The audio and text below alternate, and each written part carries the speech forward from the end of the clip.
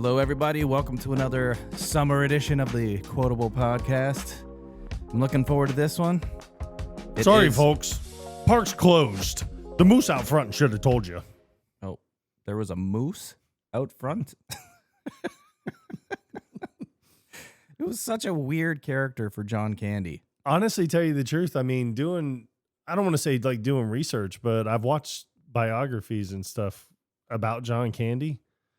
And I think he never took the role, but one of the weirdest roles that I think he would have ever had would have been in Ghostbusters. Do you remember Rick Moranis? Yeah, Rick Moranis' character. They were going to cast John Candy for that was one? supposed to be John Candy, but John Candy was like, well, I want to grow like a big mustache and do a German accent and always have two Doberman Pinschers with me. And they're like, no, that won't.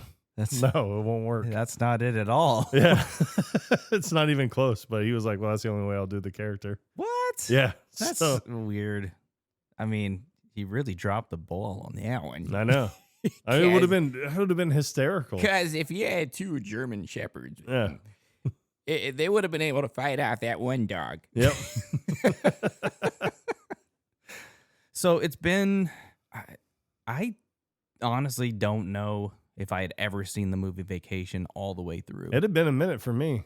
It had been a long minute. So I really had to watch this thing to refamiliarize myself with it, as I do with a lot of these. Yeah. A lot of these movies. So I don't. It's yeah, I know. You like to go against the grain. I do.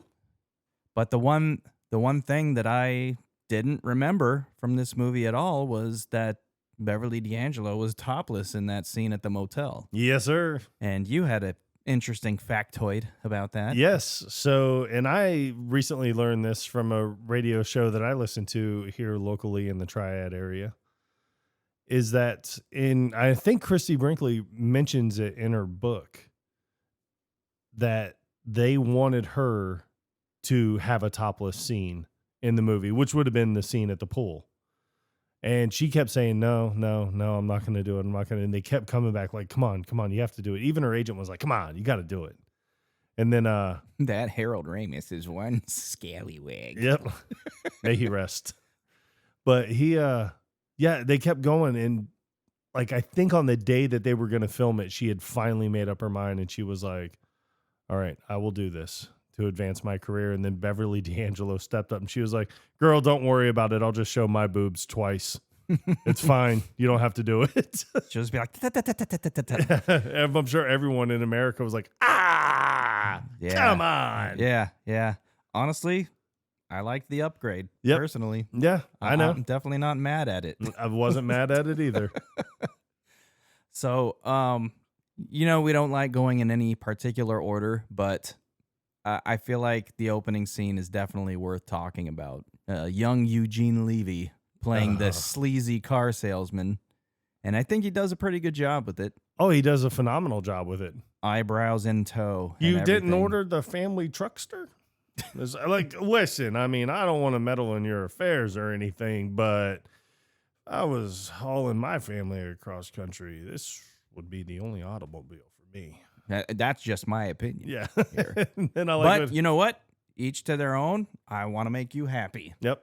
But the fact that when they pull into the car dealership and some random Joe just grabs his car, gets into the car and takes it to the back. Like, first of all, if you're trading in a car, I don't know how they did things back then in 1983. Honestly, tell you the truth, I don't know if you remember this about me, but there was a short stint for like 3 days where I sold used cars. I didn't remember in the T-Bay FLA. Really? Yeah, and I was talking to one of the guys there, and he was like, he had been selling cars for like 40 years. And he was like, dude, we used to do messed up shit all the time. He was like, someone would come in and just be like, oh, we're just looking today, and he'd be like, well, give me your car keys and we'll get the estimated value of your car. So they would hand them the car keys. They would throw them up on top of the building and be like, well, you got to buy a car now because how are you going to get home?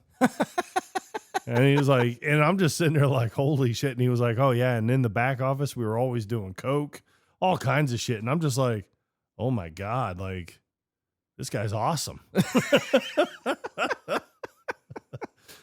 No, we don't advocate No, drug use here on the Quotable No, podcast. but I mean, I'm sitting there thinking to myself, like the business that I'm in now and have been in for 20 years has been maintenance, some type of maintenance, either industrial maintenance.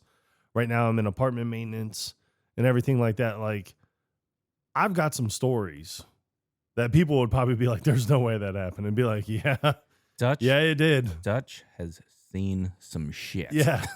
So, but just thinking back to that guy, it's just like, man, what kind of stories could he tell? Right.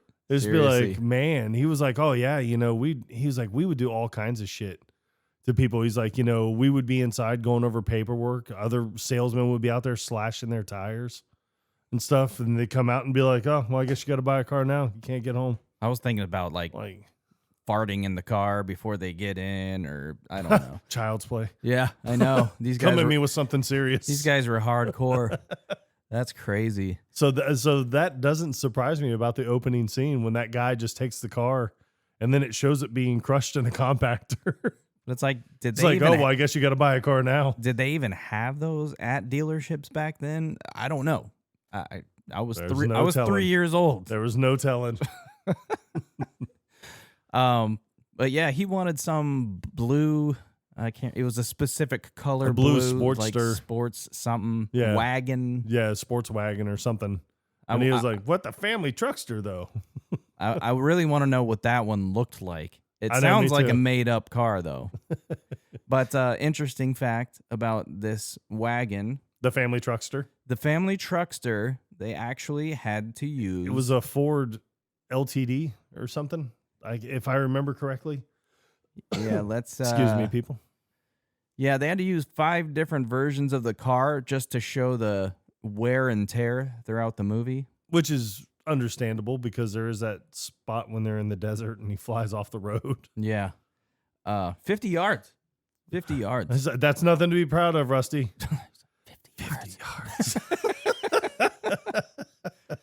And another interesting fact related to the vehicle is that the family truckster was so off-putting that it reportedly contributed to the decline of station wagon sales in the U.S. And that it should. Paving way for minivans and SUVs. Yep. Now, we actually had a station wagon growing up.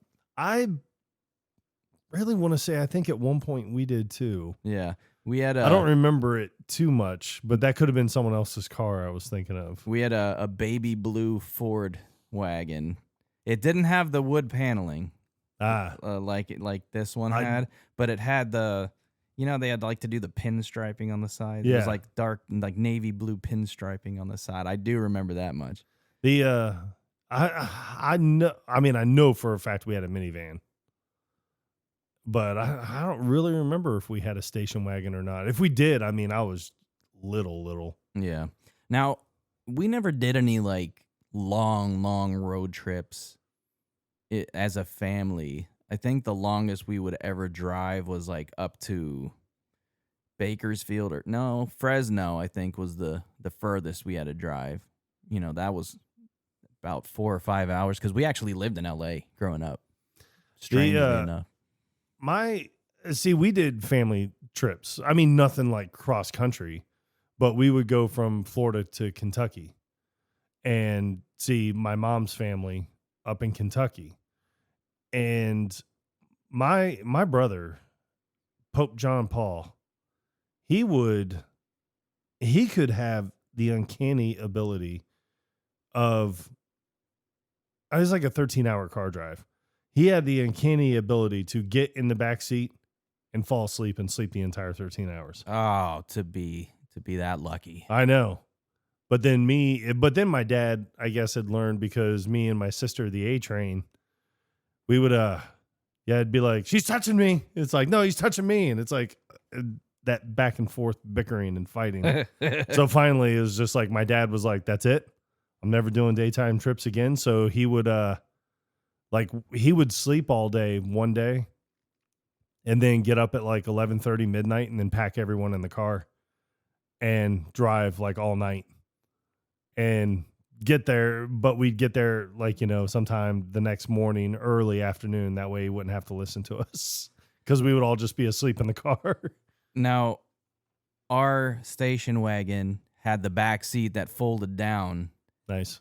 I don't remember if we ever did that while we were on one of these road trips, because technically it's not legal because you had to have your seatbelt on. Yeah. But I know we would do that to go to like the drive-in movies, Yeah.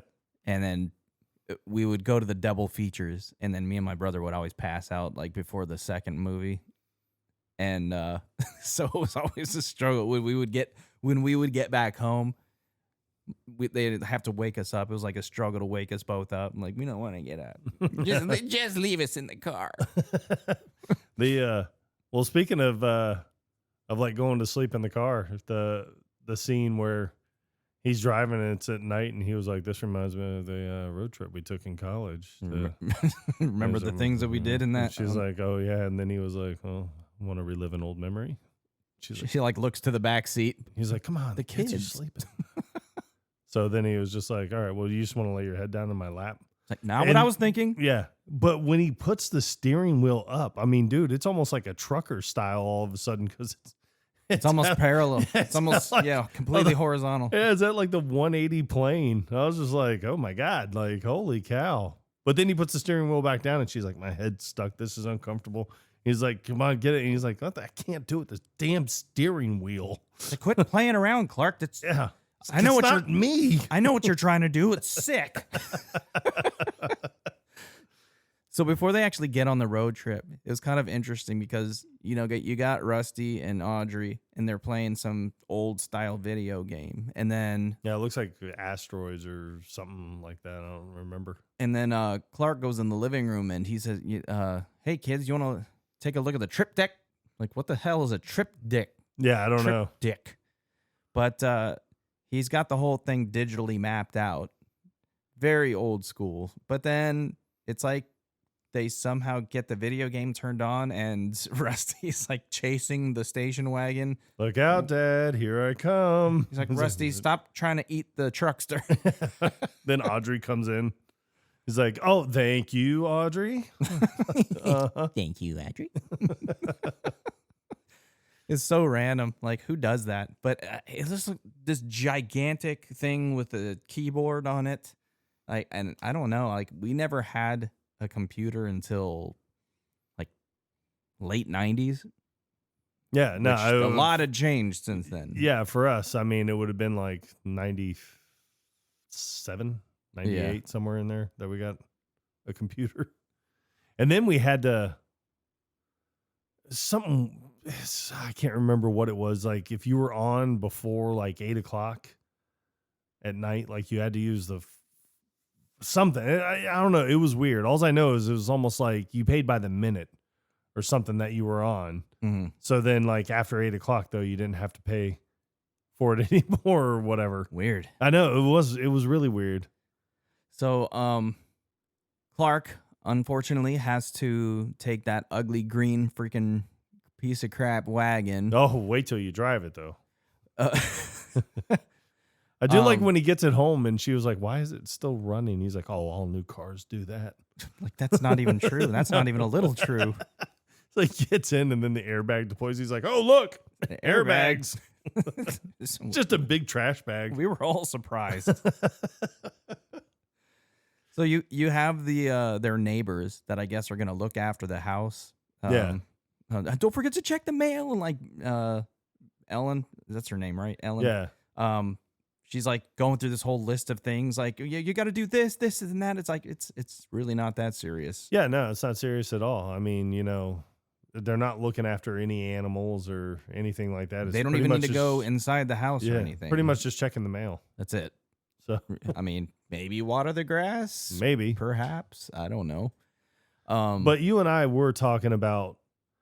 So I think at the very beginning when Clark's talking about, he's like, I've mapped it all out. It's going to take us 2 weeks to get from Chicago to California. And longest 2 weeks ever. I mean, you're doing all kinds of weird things on the road to where it would take 2 weeks to drive.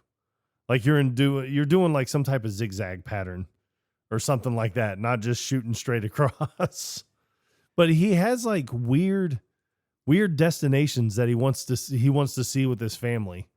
Like one of them that makes sense is the Grand Canyon. Like, we'll see the Grand Canyon. And then that's when they wrecked the car in the desert. Cause he was like, how in the hell are we missing the Grand Canyon? He's like, it's the biggest goddamn hole in the world. It's just like, but he was like, oh, we're going to go see the second largest house made of mud. And then he was like, yeah, back in the old days before they had like bricks and mortar, they used mud to build houses. They didn't use mud, Dad. They used sod. Yeah, they used sod until they ran out of sod. Then they used mud. Clark, why don't we just skip the mud house? All right, so a road trip from Chicago to LA would take about 29 hours of actual driving. So a little over a day. Not 2 weeks. So it says, while you could drive it in a couple of days, most travelers recommend taking at least 4 to 5 days to enjoy the sights, especially if you're following Route 66. I would opt for the 2-day thing, maybe. Yeah, pretty much. I mean, but it all depends on the family. Because there are probably points in time where I'm like, I don't want to be around you assholes all this time. We're buying plane tickets. You need a vacation from your family during the vacation. Yep. We're buying plane tickets. We're flying. So, they have the funny detour. Yeah, I think that's the wrong exit, Clark. It's like, oh, it's all the same, just as long as we make it on the other side of the river before nightfall. What river is that? Imagine the Mississippi. But it's weird because the scene right before that, they're driving over the bridge, and he was like, there's the mighty Mississippi. The old miss. The old man. Deep river. He's just like making up shit. Yeah. So, but then she was like, no, I think this is the wrong exit. I do like when he's in the neighborhood and he was like, oh no, they need to see this side of America. He's like, look at the plight of the city. You see that, kids? Do you see all the plight? Do you see all the plight? Then you hear the gunshot and he's like, roll them up. Yep. But they stop and ask for directions. This is not the type of neighborhood that you would stop and ask for directions. No. And I love the way that he just addresses him, because he pulls up and he's like, hey, Holmes, come here. Let me ask you something. He says directions. He says what it is. Yeah, something like that. Which I don't know. People said that back then. Yeah, but I do like that he's like, oh yeah, we're trying to get our way back to the interstate. And he was like, oh, you go down to, and like he points out some stupid weird, like you see that red El Camino? Well, beforehand, he's like, for free? And so he was like, well, why would I need to pay to ask for directions? Yeah. And then he was like, $5. And he was like, for directions?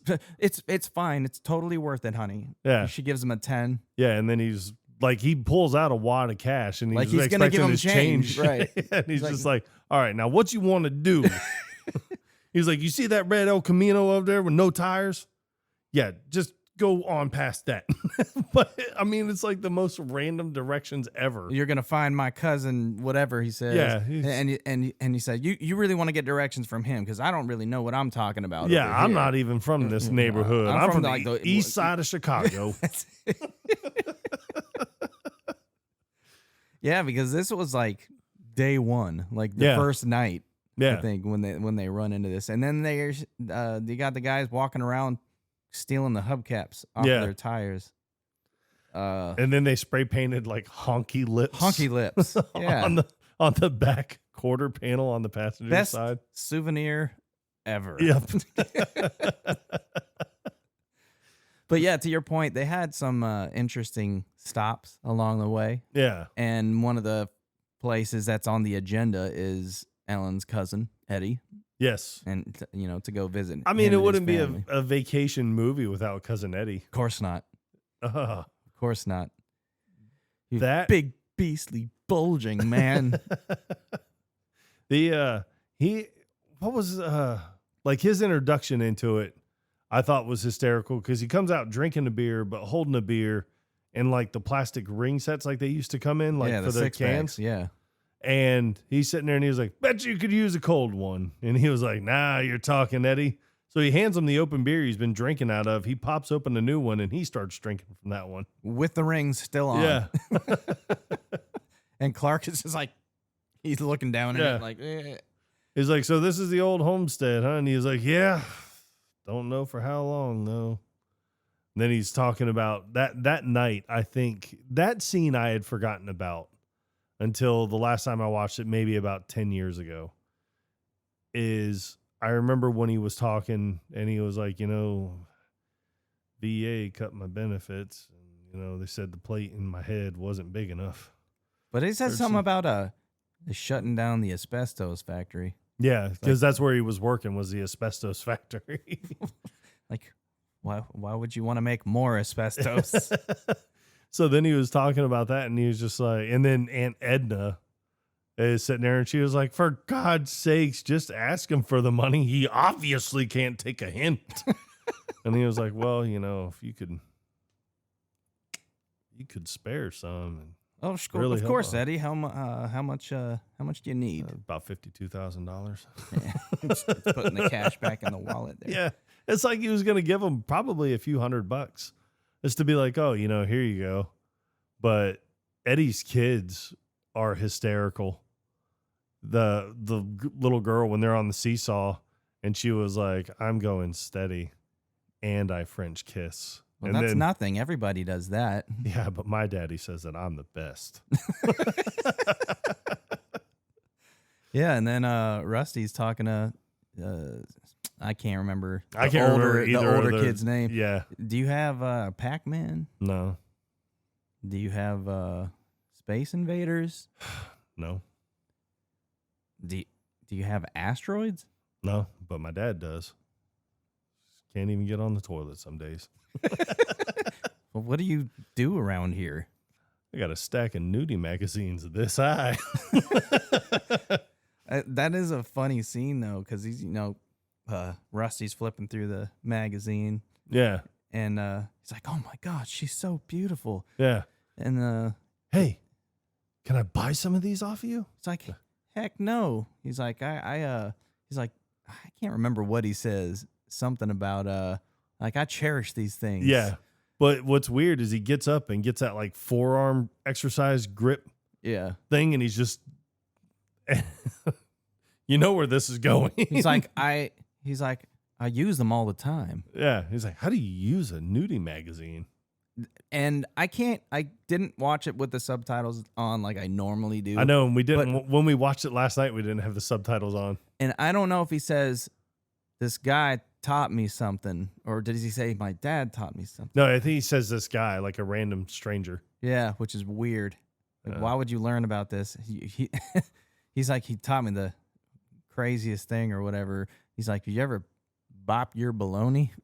But I like how Rusty, like, he doesn't even answer the question. Yeah. He just starts flipping the pages. But you see Eddie outside grilling. Yeah. And you think he's like grilling burgers or something like that. No. How do you like yours, Clark? He's like light or dark. And Clark is like, he's like, well, just a little pink in the middle. Yeah. Is fine. No, not. I'm talking about your bun. Oh, whatever. He's like, you're the gourmet. Yeah. And then, but I like it because he's like, what? No meat? And then Ellen's like, you have plenty of meat at home. He's like, just shut up, Clark. But he's talking about Hamburger Helper. He's like, yeah, I don't know about you, Clark, but Hamburger Helper doesn't really need any help now, yeah, does it? exactly. Does just fine all on its own. But Clark doesn't know that Ellen's Aunt Edna is there, or that she's even still alive. No, yeah, no, they have no idea. But I guess They had set it up to where it's like, we were hoping you were going to take her to Phoenix to be with cousin Normie or something like that. I think it's like Normie. I think it's what everyone called him. Norman, maybe something. Yeah, but weird. it was something weird. It's like, but it's like everyone called him Normie or something like that. But I like how they find out right when Clark is taking a bite of his Hamburger Helper. whatever you want to call it. Yeah. And then the whole sandwich just falls apart. Which, I mean, Chevy Chase is known for his physical comedy. Yeah. He's like, "You're Aunt Edna?" I like how she comes out with the walker, but the way that she's using it is as if She doesn't need it. Yeah. And she doesn't know how to use it at Yeah. all. But I just love it that when, Ellen goes up and she was like, "Oh, Aunt Edna, it's so good to see you." And she just hands her the walker and then walks away. Like She doesn't need it at all. She doesn't need it. Not It's- even close. It's just a prop. And then the fucking dog. Oh, yeah, Dinky. the dog, Dinky. He's like, "Yeah, you didn't meet Dinky last night because he had the shits. He was in the barn." Devil fucking He was dog. like, "Well, what am I going to do with this dog?" And he was like, "Well, it's Aunt Edna's." It's like, "Oh, well, I guess going with you." So, they get pulled over shortly after leaving The Eddie's and tent. everything. Yeah. Well, no, that was when they left the tent area. Oh, that's right. When they Okay, stopped at okay. the tent ground or whatever. Yeah. So one of their stops was kind of like a campground, but these were more sturdy tents. Yeah, That they it's were like renting. a cabin almost, But like it's a small 1-bedroom cabin. pretty much, yeah. Yeah, and then I like how Bill Murray's brother played the guy running the thing. yeah, he just comes out of the back, and I mean, Clark is being a dick about it and like just ringing the bell, ringing Well, the it was bell, like a ringing the bell. cowbell. Yeah, he's just ringing it and ringing it and ringing it. And he comes out and just grabs it from him and sets it down. And he's like, "Can I help you?" Because he's eating watermelon, so he keeps spitting the seeds out. He's like, "Yeah, can I help you?" He's like, "Oh yeah, we're checking in. Got a couple cabins." He's like, "Oh yeah." So I think what was the total price? Like $37 Yes. for 3 cabins. And he's like, "Oh, that's 37." He's like, "Yeah, but it's got a scenic view." Like you're paying for the mountains and the lake. And Yeah. But then when he sits there and he was like, "Oh, do you need my address?" He was like, "Yep." I said, "Why do you need my address?" He said, Well, we like to send out a mailer. They're not ever going back here. "No." But But when they're leaving there, he's trying to get the luggage up on top of the rack. The dog keeps biting him, so he ties the dog to the bumper real quick just to like, "All right, just shut up. I got to do this." And sadly enough, forgets about the dog yes. and drives off. But the way that so they're driving down the road and he's like, what is that rattling sound? Yeah, he's like, It's been driving me crazy." nuts. And then Rusty notices that there's a highway patrol behind the car. And then, he pulls them over and Yeah. everything. And you don't know what the hell is going on. And Clark rolls down the window and he immediately tells him to get out of the car. Yeah. And he's like, "Is there a problem, officer?" Like, He's so like- he gets out and he's just like, "Yeah, Was I speeding or something? was I speeding?" And he's like, "Or was I weaving all around the road?" I was like, "I don't think I was doing anything." He was like, "Get back here." And he was like, "If I wasn't in my uniform right now, I'd bust your skull open with the butt of my revolver." Like, what is going on Yeah. right now? Like, And he takes him back and like takes off the leash, and he just shows him. He's like, "This," and you can kind of tell, like, maybe for a second that Clark feels bad, but then ultimately he's relieved. yeah, he's relieved because it's like, thank gosh, just one less thing to fucking worry about. Do you know how serious animal cruelty is in this state? No, officer, I don't. Well, I can imagine it's pretty bad. Like even the cop doesn't know. He was like, "Look, I said I was sorry. I mean, you gotta believe me." He's like, I was Just a mistake. packing up the car and Yeah. I tied him to the bumper. Just Just I had no idea. It's a total accident. Yeah, that's got to be good enough, right? He's like, he probably tried to keep up for about a mile. Yeah. It's like, I had a dog like that when I was a kid. I think he calls him a pooch. Yeah. You had a pooch just like this devil dog here? Yeah. Is that what you're saying? Which is funny because Aunt Edna, it's Aunt Edna's dog. Aunt Edna, I mean, she's probably closest to the entire conversation, but I guess didn't hear a word of it because he gets back in the car and Everybody else seems to know. and then he was like, "Oh," and then Aunt Edna's like, "Oh, I told you to slow down, Clark. You've been driving 1,000 miles an hour." And then Rusty chimes in. He's like, he didn't get pulled over because he was speeding. He got pulled over, and then Ellen's like, "No, he was speeding, Rusty." And he was like, no, it's because he was like, Rusty? listen to your mother. He's like, I was speeding. I was driving like a madman. We should all be thankful that this cop pulled me over. And then he comes up and he was like, here's the leash, sir. I'm going to go back and pick up the remains of the carcass. You have a lovely day. And then Edna's clearly upset Yeah. about it. See, now I thought that Edna passed away like right after the dog died. I didn't remember her being alive for, like, especially when they ramped off the road. Mm-hmm. I don't remember her being alive at that point. But then when he's standing there and then she starts to get out of the car and she was like yelling, and then Ellen's like, sit down and shut up. And then like gets her back in the car and she was like, one word out of you, I'm going to bust your lip. Now, during this scene, after the car is wrecked and they're in the middle of the desert because they're trying to find the biggest goddamn hole in America. Yep. Clark goes off and then Rusty kind of follows him just to, see how he's doing, like what's going on and I everything. do like that Clark goes up that hill and Rusty's following him just because he's following. Clark. Yeah, he's just following his dad. He's like, Russ, come up here. He turns. He's like, oh, Hey, Russ. hey, Russ. But in this scene, they share a beer. Yeah. Which is like tradition. They don't really share it. No. Clark gets one sip and I then wanna know Rusty where chugs the rest. I want to know where the hell that beer came from. There's Well, just like one random beer, and I never saw a cooler. no. It had to be the had to be hottest hot. beer ever. Disgusting. But I learned that the prop department had to fabricate this beer. It's a made-up beer. It was like called Flagler beer, Yeah. which I think was like supposed to be like an Arizona brand something. But yeah, it was made up just because I guess they didn't want to associate any actual brand name beers with underage drinking. Boo. I know. Hiss. We all underage drink. But It was when the I was- 80s, baby. Come on. so when Clark wanders off, which I thought was the strangest thing, there must be a gas station around here somewhere, and you're walking in the middle of the desert? Yeah. No, you'd want to follow the road. That to you a gas literally station. just ramped off of.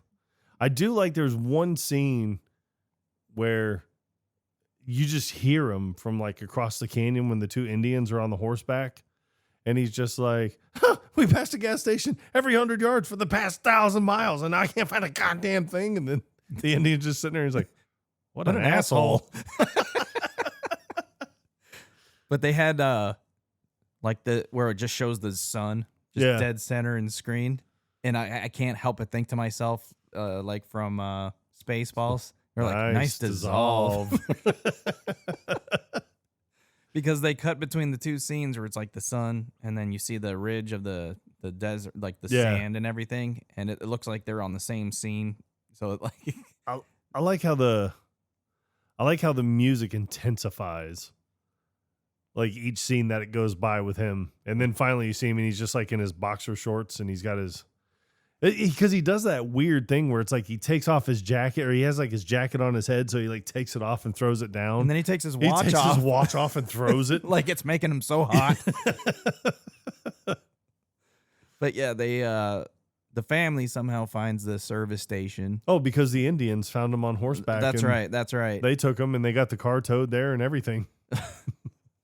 Could have just found the Indians. Yeah, it was fine. But the freaking trailer trash douchebags that work there, Oh, yeah. they bring the car around. They did a horrible job fixing it up. I don't even think they did anything. I think they just towed it, because I think that's what Clark's bitching about later. Because right after that, he's like, Audrey, how much babysitting money do you have? And she's like, why? And he was like, and then she was like, 35. And he was like, and She then has $40, she was, Dad. what? You went through my purse? And then I love that Ellen's like, Rusty, were you going through her private property? He was like, I just had to pay Amos and Andrew or whatever. It was like $500. Yeah, $500 for a tow. And then, but I do like it when he's counting the money and he was like, no, I'm asking you how much it was to fix my car. He's like, how much you, and he's like, and I said, how much you got. But then he's doing something and he was like, what does the sheriff think of your shady business practices? And it turns out the one guy is the sheriff. Horrible. He's the sheriff of this service station, basically. Damn, this bad luck. So this is around the time when they find out that Edna's dead because he has Rusty searching her purse. Yeah. So he goes to grab the purse from her. She's got 11 cents, Dad. It's like clamped onto her arm or something because Rusty can't. Rigor mortis. It's a bitch. I like when they first take off on the road trip because, as per tradition, Clark and Ellen like to sing. Yeah. Which Beverly D'Angelo is actually a trained singer. I didn't know that, but I had a suspicion because she actually sings really well. Yeah, I mean, I never knew that she was a trained singer, but man, dude, she's got a beautiful voice. She does, and not that song that they're singing really does it justice, but I mean, you could tell. Yeah, you could definitely tell. I mean, but even in Christmas Vacation, like at the beginning when they're singing, then I mean, it's obvious. Yeah, gorgeous voice. She knows her way around the vocal cords, if you know what I mean. Giggity. But I do like the motel scene. You got the bed, the bed, massaging bed. I Yeah. never understood why they called it the massaging bed. All it does is vibrate the bed. Yeah, I don't think that counts as a massage. But then it goes haywire, Mm-hmm. so they just move everything down to the floor. Then the kids keep walking in during like awkward situations. They walk in and they're like, "What's that noise?" Like, are you two fighting or something? Like, no, we're not fighting, kids. He's like, "How come you're not in bed?" Where's Mom? And I like that he's going to point to the bathroom, and then you just hear, and she's like, "I'm under here, kids. Go back to bed. Go back to bed." But he pulls his hand out and it's like her underwear. Yeah. His hand, he's like, "Where's Mom?" She's in. But when he goes, he has got the banana and he like walks into the bathroom Yeah. while she's showering and he like pretends like he's like psycho. Yeah. And then I think it was like, "Oh, can I do your backside? Like, I already did my backside. Can I do your front?" Why don't you do your own front? Very well. I like the look on his face after she says that though. This is my defeated look. But yeah, when he falls asleep in the car before they get to the motel. Yeah, when they're driving. And I like, did like it because she's like, "Sparky, turn the TV off and come to bed." He's like, "Okay." but how shocked he was when he actually opens his eyes and he like realizes that he's still driving. Yeah. I do like that the scene right before that is she was like, "We should probably think about pulling off and getting a hotel. You're tired." And then she even told him, she was like, "You get weird when you're tired." And and then he's like, What are you talking about? You drive for another 100 miles. And then the next scene, it just shows them all sleeping. Yeah. Now, obviously they used a stunt driver for this portion. Right. Yeah. But it was pretty impressive what they were able to do with this shitty station wagon. Oh yeah, no, it was very impressive. But It's all about the suspension, baby. You got all these people walking around at night. Yeah. I don't know what time it was supposed to be, but I feel like it was later than it should be for people to be walking around. Like, you got the guy that's like Walking his dog. carrying groceries home or something, and then the other one with the dog that he yanks the dog up by the leash. Yeah. But he like expertly parks the car in the spot, like he totally planned the whole thing. Yeah. And then once again, more luggage falls off the top of the car, Which is an ongoing thing throughout the entire movie. Is there's always luggage flying off the top of the car. Yeah. And they foreshadowed that in the one of the opening scenes when they go to leave and they're pulling out of the garage and they have everything stacked on top of the car. Too tall. Yeah. And then when he backs out, like all the luggage just gets ripped off by the garage door. Yeah. And at one point you see, it looks like a sleeping bag, and then like another piece of luggage falls off, and they just keep driving. Yeah. And it turns out that Ellen's It was like some credit type of cards and stuff. Yeah, it was some type of bag that Ellen had, which I always thought was weird because wouldn't you keep that shit in the car? Yes. Like in your purse? yes. So I didn't understand that. But yeah, they go to the hotel. Like, don't worry. Like, the hotel can probably cash a check. And she's all, "Okay, all right, you're right." So I like it when they're leaving Uncle Eddie's and he was like, got you a gift. And he opens it up and it's those white shoes that are just god awful. And he's talking to me. He was like, oh, you shouldn't have. Like, really. See, Eddie? I told you he wasn't going to like them. And then they just shut the door in her face. But like when he hands him the box, he's like, oh, Eddie, what's this? Oh, it's a gift. Yeah. No, but I like when they get to that hotel and they're talking to the clerk who's being a complete asshole Yeah. to them. He's like, I'll write you a check for $1,000. He's like, I just need $300. so you can keep $700 just for being a creep. Yeah. And he's like, oh, no. He's like, I can't do it without a major credit card. Which I didn't even know that was a thing, and maybe it wasn't. Why would you need a credit card just to cash a check? I think because the way that it went, if I remember correctly, the way that it went is you could cash the check, but if the check ended up bouncing, you could charge the credit card. Yeah, as a I backup, think that's I how guess. it went. It's like a collateral or something. Yeah. Which that makes sense, but I like when Clark slams his hand down on the counter and then the cash register drawer opens up. Yeah. And he's like, moral dilemma. He didn't think about that very hard, though. No. He thought about it for like half a second and then stole all the money out of the register, but put the check in there. Yeah, because he had already started writing out the check. Yeah. Another scene, and I think it goes unnoticed. I probably noticed it, but go on. Is when Clark finally finds, after walking through the desert, finally finds the garage, and Ellen and the kids just happen to be there. I don't know because I never noticed. I noticed it yesterday for the first time. Mm-hmm. Is when Ellen's on the phone and she was like, I don't know my husband's height and weight. All I can tell you is that he's a genius when it comes to food additives. I don't know.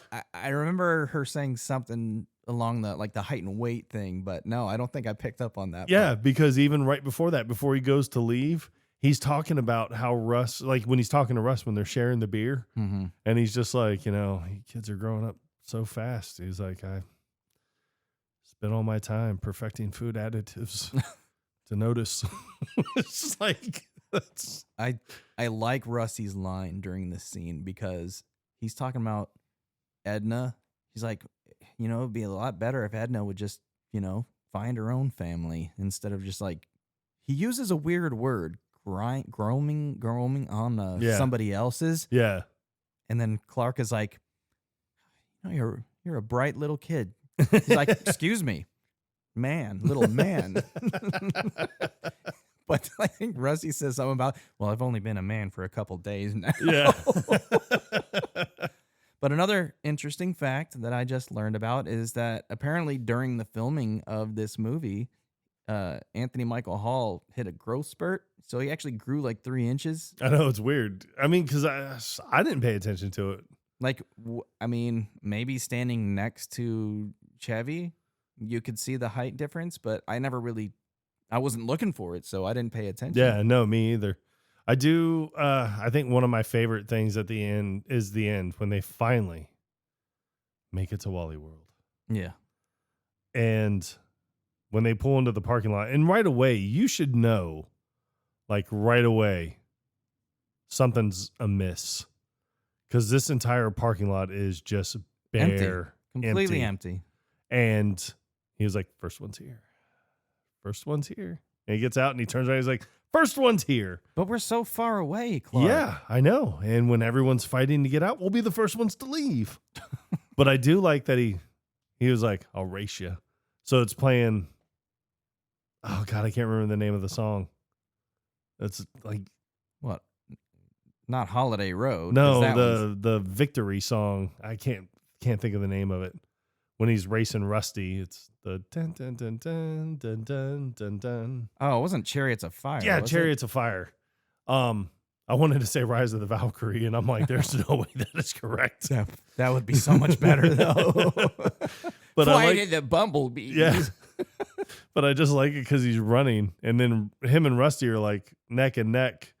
But then Rusty, like, he starts slowing down, and Rusty kind of takes off, and then he like kicks it into high gear and he passes Rusty, but the smile That look on his his face is just like so priceless. He looks like a cartoon.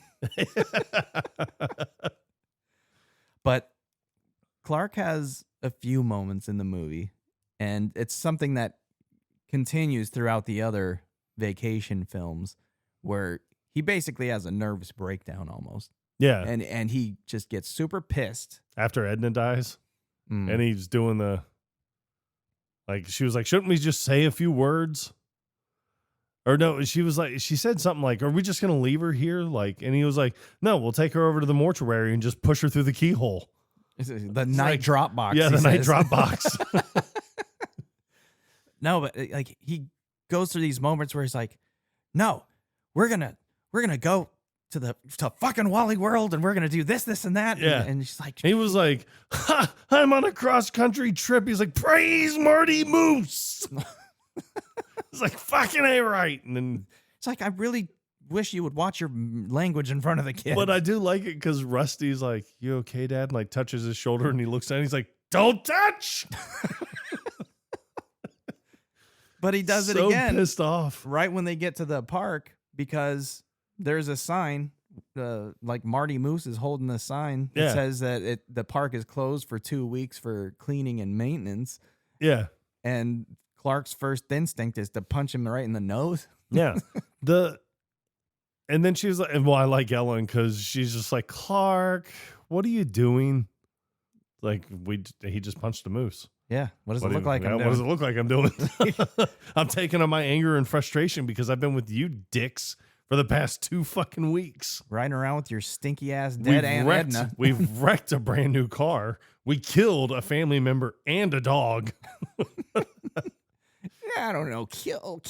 I don't know about that. Yeah. The one thing I didn't understand is like finally, because he sits there and he was like, we watch his TV show. We buy his toys. We see his movies. I think he owes us. Yeah, he owes us. So they get in the car and he takes off. But when he goes into the when he pulls into the gas station, he goes to the sporting goods store across the street.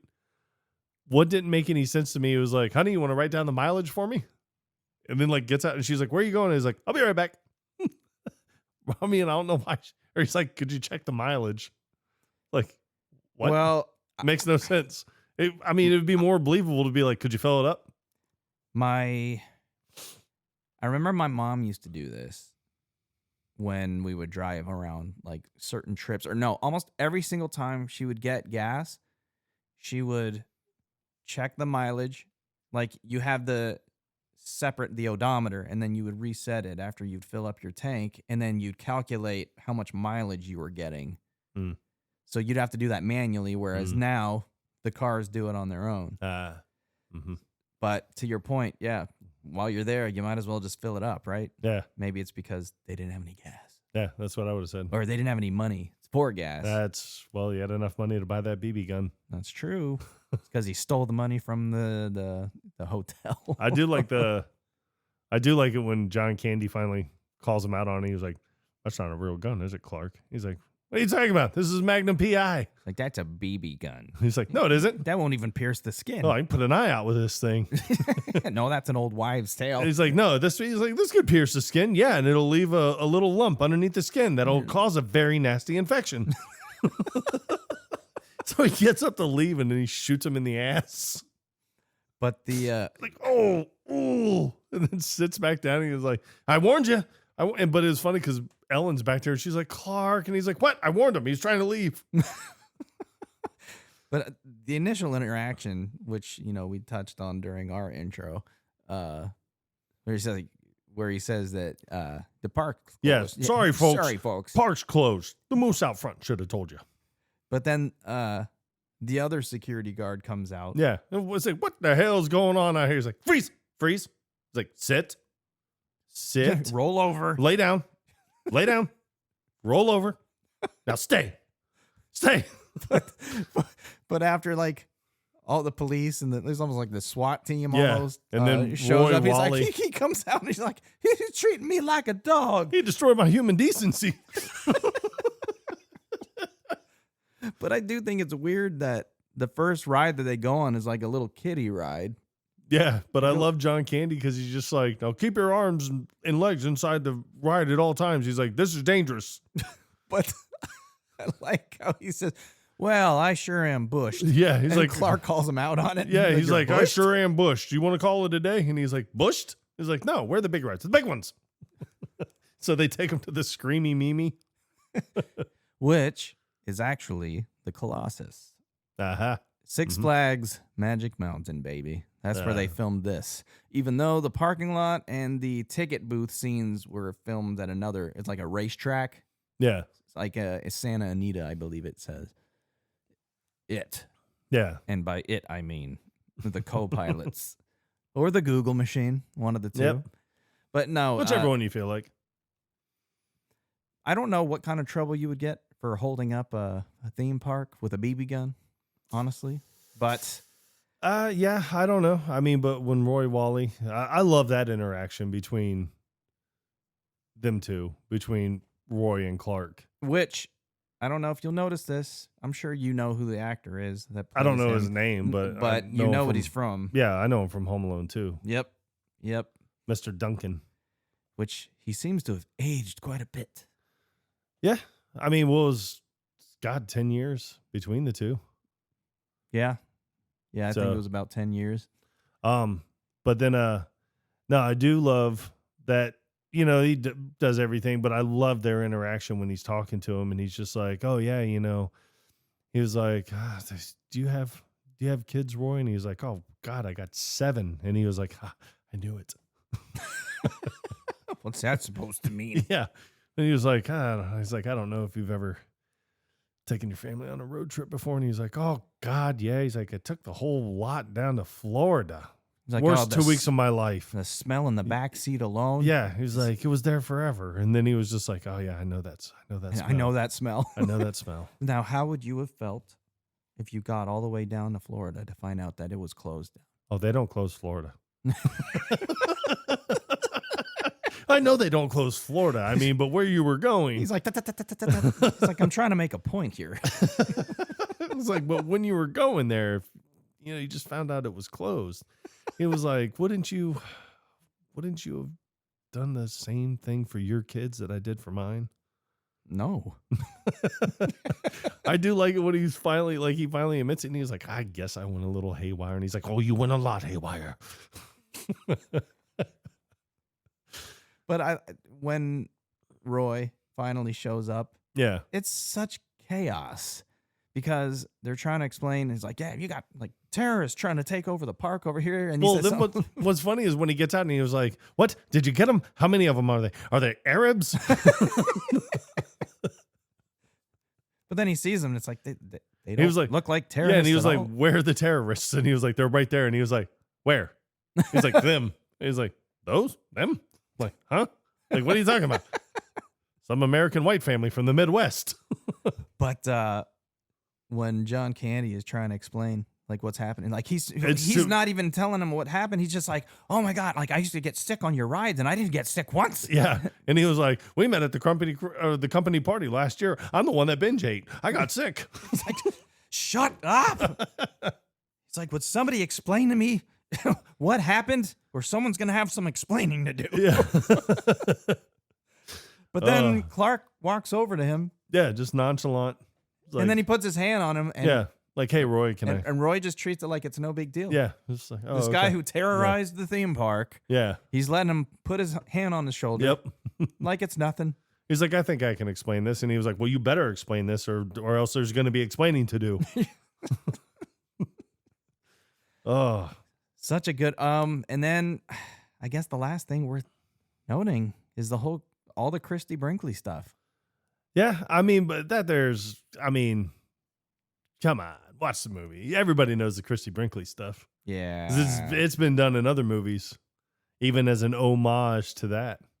Even in the one that Ed Helms did. Yeah. I don't remember who was the girl in that one. Oh though. God, I don't remember. I never saw the I'm- one with Ed Helms. We'll have to do that one though. Eventually. It's good. It's good. Eventually. If there's time. But The, when he's at the hotel and he goes down to the lobby because him and and Ellen Ellen had had- the fight. Yeah, over when he lost it after Edna died. So he puts on the gift shoes. Yeah, those white patent leather. And we want to know what he says, because he sits down at the bar next to a woman, And he says something, but I mean, there's no Clearly- microphone. clearly offensive because of the way that she reacts Yeah. to it. But then he gets up and then he sits down at another spot next to a different woman. Yeah. And it's interesting because they bring him a beer as if he had ordered a beer before he had sat down at the second seat. Yeah. But like, you never see him order anything. I know. So they just assume that he wanted a beer based on how he was dressed. I don't know. kind of guessed that it was probably the guy that comes up and like taps him on the shoulder, telling him to get out of here because that's obviously his space. It was probably his beer. That's a good point. So he just got up and walked away with that guy's beer. yeah. But then when he sits down at the table and sticks his hand in the candle, Why? you just hear, and he's like, ah. Puts it I right told in the you, beer. yeah, and I told you, I was like, man, dude, I was like, that scene has always bothered me Yeah. because I don't know why you would do that. Just let me just stick my finger in this candle. I'm sure everything will work out just fine.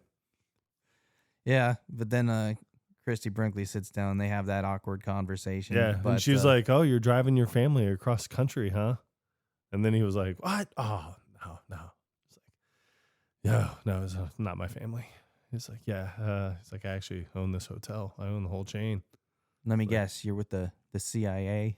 Oh, no. It's like an old shtick, huh? He's like, "No, I'm not with him. I used to be, but And then he makes that weird face. yeah." He's like, "Not anymore." He's like, "Now I just worry about my hotels and my airline." He's like, "Yeah, no." He's like, "That's my brother's family." And This then is my brother's ring. yeah, it's my brother's wedding ring. It just completes the whole look. So stupid.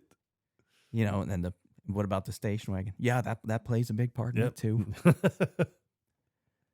Oh man.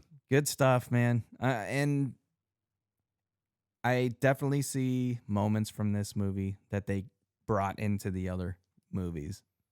And Yeah. this is how it all started. Yep. And it turns out that like the whole premise for this movie came from It was a real life an thing. actual trip. Yeah. So it was inspired by John Hughes' short story called Vacation 58, which was published in National Lampoon magazine. And I always wondered like where the whole National Lampoon thing came from. Yeah. Well, no, I knew it was a magazine. Never knew that. Yeah. But yeah, Hughes used a Rand McNally road atlas to map out the Griswold's fictional journey. Classic. Yeah. Love it. But John Hughes had a breakthrough, and this was one of his first major screenwriting successes, paving the way for 80s films like The Breakfast Club and Ferris Bueller's Day Off. Yeah, I can't wait to do Bueller's Day Off. Yes. That's going to be a good one. The day that never happened. Exactly. All right, man. Well, this was a good one. Yeah. I guess, do you have anything else? No? No.